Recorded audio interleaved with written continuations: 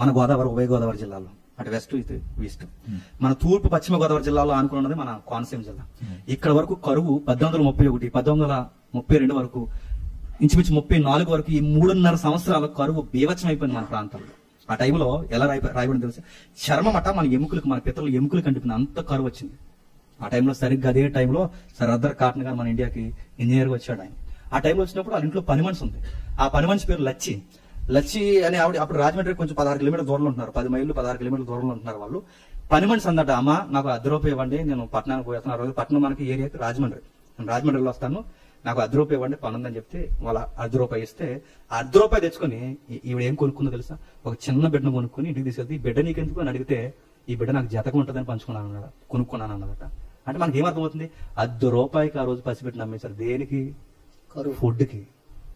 సరిగ్గా ఆ టైంలో సర్ ఆర్థర్ కాటన్ గారు రోజుకి 10 మైళ్ళు గుర్రం వేసుకుని చుట్టూ తిరుగుతూ, ఈ ప్రాంతాలను తిరుగుతూ, పాములు తిరుగుతున్న ఈ ప్రాంతాలను నిద్రపోయి, ఏసీ లేని స్థలాల దగ్గర నిద్రపోయి, సుఖాలు దొరకని స్థలాల దగ్గర నిద్రపోయి, భయంకరమైన నక్కలరుస్తున్న శబ్దాల దగ్గర నిద్రపోయి, తిరిగి ఈ ప్రాంతంలో, ఉభయ గోదావరి జిల్లాలో ఎలాగైనా సరే కరువు తీసేయాలంటే ఏం చేయాలంటే, వీళ్ళకి గోదావరి చక్కగా పారుతుంది, వీళ్ళకి ఒక ఆనకట్ట కట్టాలని నిర్ణయించుకున్నారు. చిన్నప్పుడు వాళ్ళ అమ్మంట బన్నిస్తే, ఆ బన్నని ఆయన గురించి రాసింది, బన్నిస్తే ఈ బండని 2 ముక్కలు ఎలా చేసి మధ్యలో ఒక రూట్ ఏర్పరిచి అందులోంచి పాలేసేవాడట, చిన్న డ్యామ్ కని కట్టి. నిజంగా కుర్రోడు పెద్దోడు అయ్యాక ప్రపంచానికి డ్యాములు కట్టడం నేర్చుకున్నాడు.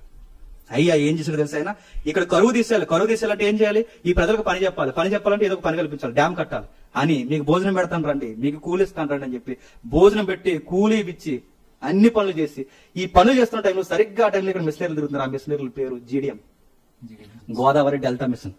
సరిగ్గా మిషనరీలు తిరుగుతున్న టైంలో వాళ్ళని దగ్గరికి పిలిపించి, ఈ కూలీ చేస్తున్న పని వాళ్ళు ఎవరైతే ఉన్నారో స్థానిక ప్రజలకి, వాళ్ళ పని అలాగే చేస్తుంటారు, మీరు సువార్తలు చెప్పండి, వెంట పని చేస్తారని సువార్తల దగ్గర నుంచి చెప్పించాడు. ఎక్కడుంది ఇది?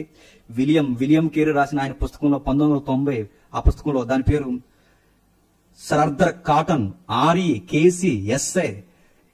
తన లైఫ్ ను గురించి రాస్తూ, ఈ బుక్ కోసం రాస్తూ, ఎలిజబెత్ రెడ్ హోప్, విలియం గూర్చి ఈ విషయాన్ని, అంటే సర్ ఆర్థర్ కాటన్ గురించి రాస్తూ విలియం డంపింగ్ అనే ఆ పుస్తకం దగ్గర రాస్తూ ఇదిగో ఈ డంపింగ్ అంటే తెలుసు కదా, ఈ విషయాల గురించి ప్రస్తావన చేస్తూ 1990లో ఈ విషయాన్ని తెర మీద తీసుకొచ్చారు. ఇది జరిగింది, ఇదంతా జరిగిందని రికార్డ్ చేశారు.